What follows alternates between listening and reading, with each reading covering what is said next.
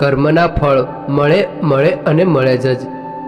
આજના વિડીયોમાં આપણે એક એવી વાર્તા જોઈશું જે તમારું જીવન જરૂર બદલી નાખશે. તો આજની આ વાર્તા પોતાનો થોડો કિંમતી સમય આપી અને જરૂર સાંભળજો, અને આ વાર્તામાંથી મળતી શીખ એ તમારા પરિવારજનોને પણ જરૂર જણાવજો. તો ચાલો તમારા બધાનો કિંમતી સમય બગાડ્યા વગર આજની કર્મને લગતી ખૂબ જ જ્ઞાનવર્ધક અને જીવન બદલી નાખતી એક સરસ મજાની વાર્તાની શરૂઆત કરીએ. એક ગામ હતું જેનું નામ સાંજપુર હતું. આ ગામ નાનું હતું, પણ ત્યાંના લોકો કર્મ અને માણસાઈને ખૂબ જ મહત્ત્વ આપતા. આ ગામમાં રહેતો હતો દીપક નામનો એક યુવક, જે દિલથી બહુ સારો, મહેનતી અને શાંત સ્વભાવનો હતો. તેનું માનવું હતું કે માણસના સારા કે ખરાબ સમયનું મૂળ તેના કર્મોમાં જ છુપાયેલું છે. ગામની બીજી બાજુ રહેતી હતી કૃતિકા, જે ખૂબ સુંદર, બુદ્ધિશાળી પણ અંદરથી થોડી ગર્વીલી હતી. એને લાગતું કે સફળતા ફક્ત દેખાવ, પૈસા અને બોલચાલ પર આધારિત છે. એક દિવસ ગામમાં ધોધમાર વરસાદ પડતો હતો. માર્ગો કાદવથી ભરાયા હતા. દીપક કામ પરથી ઘરે આવતો હતો ત્યાં રસ્તામાં તેણે જોયું કે એક વૃદ્ધ મહિલા વરસાદમાં ભીંજાઈને ઊભી છે. તો દીપકે તરત જ છત્રીની છે તેની જગ્યા આપી અને તે વૃદ્ધ માતાને પોતાની છત્રી નીચે રાખી અને ઘરે પહોંચાડી, અને પોતે આખો ભીનો થઈ ગયો. આ જોઈ અને તે વૃદ્ધાની આંખોમાં ભીની કરી અને બોલી, બેટા, તારા જેવા માણસો ગામનું સાચું સુખ છે.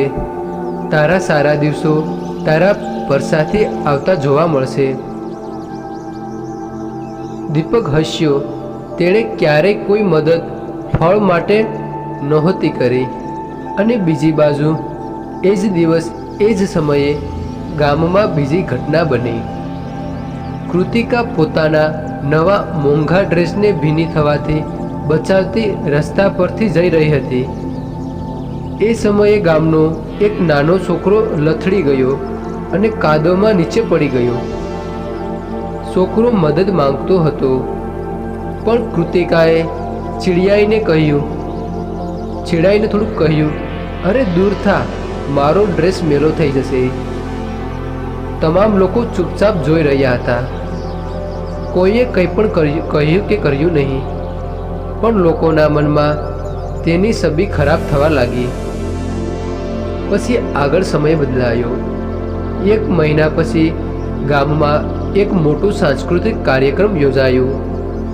કાર્યક્રમ માટે ગામમાંથી 2 લોકોની પસંદગી થવાની હતી, જે શહેરમાં ગામનું પ્રતિનિધિત્વ કરે. સૌને ખાતરી હતી કે કૃતિકા જ પસંદ થશે, કેમ કે એ સ્માર્ટ હતી, બોલવાનું આવડતું હતું અને ગામમાં એમની હાજરી હંમેશા ચર્ચામાં રહેતી. પરંતુ તેના પરિણામ આવ્યા અને પસંદ થયા દીપક અને એક વૃદ્ધ મહિલા, એ જ જેમને દીપકે વરસાદમાં બચાવ્યા હતા. લોકો આશ્ચર્યચકિત થઈ ગયા.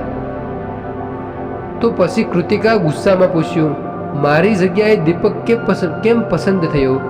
હું વધારે લાયક છું. ગામના સરપંચ શાંત અવાજમાં બોલ્યા, કૃતિકા, પ્રતિભા તારા પાસે પણ છે, પણ વર્તન પણ એટલું જ જરૂરી છે. ગામનું પ્રતિનિધિત્વ કરવા માટે તે વ્યક્તિ જોઈએ જે માણસાઈ સમજતો હોય. દીપકના સારા કર્મ અને નમ્ર સ્વભાવને સૌના દિલ જીત્યા છે.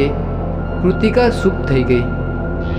તેને પહેલીવાર સમજાયું કે માણસને ફક્ત તેની બોલવાની રીત, દેખાવ કે પૈસા નહીં, પણ તેના કર્મ, નમ્રતા અને માણસાઈ વધુ સુંદર બનાવે છે. તે રાત્રે કૃતિકાની આંખોમાંથી પાણી આવ્યા અને રડી પડી. તેને તેની ભૂલો યાદ આવી. તે વૃદ્ધ છોકરાને અવગણવું, ગર્વમાં લોકોને હલકું માનવું. પણ તેને નિર્ણય લીધો કે હવેથી હું કોઈને પણ તેના રૂપ, સ્થિતિ કે જરૂરિયાત પ્રમાણે નહીં, પરંતુ એક માણસ તરીકે જોઈશ. આગળના મહિનાઓમાં કૃતિકા બહુ બદલાઈ ગઈ. જે કોઈને મદદ લાગતી તે પહેલું પગલું લેતી. તેના આ બદલાવથી ગામના લોકો તેને ફરી પ્રેમથી જોવા લાગ્યા.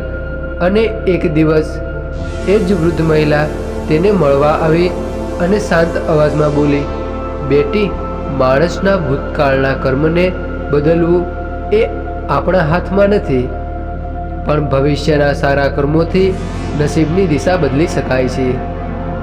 કૃતિકાના આંખોમાં હકીકતનો પ્રકાશ ઝળહળી ઉઠ્યો.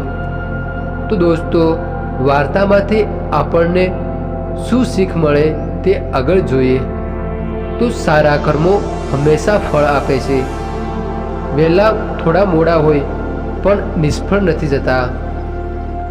માણસની સાચી સુંદરતા તેના વર્તન, કરુણા અને નમ્રતામાં છે. કોઈને નાનું ન સમજવું. જીવનમાં ક્યારેય કોણ કઈ રીતથી મદદગાર બને તે કહ્યું નહીં શકાય. બદલાવ ક્યારેય મોડો નથી. જ્યારે સમજ આવે ત્યારે જ જીવનની નવું શરૂઆત થાય છે. તો દોસ્તો, જો તમને આ વિડીયો પસંદ આવ્યો હોય અને આ વિડીયો વિશે જો તમે કંઈક કહેવા માગતા હો તો વિડીયોની કોમેન્ટ બોક્સમાં પોતાનું મંતવ્ય જરૂર જણાવતા જજો. અને જો આ વિડીયો વિશે તમે મનમાં કોઈ વાત કહેવા માગતા હો અથવા તો મનની વાત કંઈ રજૂ કરવા માગતા હો તો વિડીયોની કોમેન્ટ બોક્સમાં પોતાનું મંતવ્ય જરૂર જણાવતા જજો. તો દોસ્તો, અમે અમારી આ ચેનલ પર આવા સરસ સરસ વિડીયો સાથેની વાતો મૂકેલી છે. તો આવા વિડીયો જોવા માટે અત્યારે જ અમારી ચેનલને જરૂર સબસ્ક્રાઈબ કરતા જજો. તો તમામ મિત્રો મનમાં પોતાની કુળદેવી માતાનું નામ સ્મરણ કરી અને જો તમને સારું લાગે તો વિડીયોની કોમેન્ટ બોક્સમાં પોતાની કુળદેવી માતાનું નામ અવશ્ય લખતા જજો. તો દોસ્તો, તમારી એક લાઈકથી અમને આવા જ વિડીયો વારંવાર મૂકવાનું નવી આશા મળે છે. એટલે જ વિડીયોને અવશ્ય લાઈક કરી દેજો અને ચેનલ પર પણ સબસ્ક્રાઈબ કરી દેજો. તો હવે આવા જ વિડીયો સાથે આપણે આગળ મળશું. તો તમામ મિત્રોને જય શ્રી કૃષ્ણ. હર હર મહાદેવ.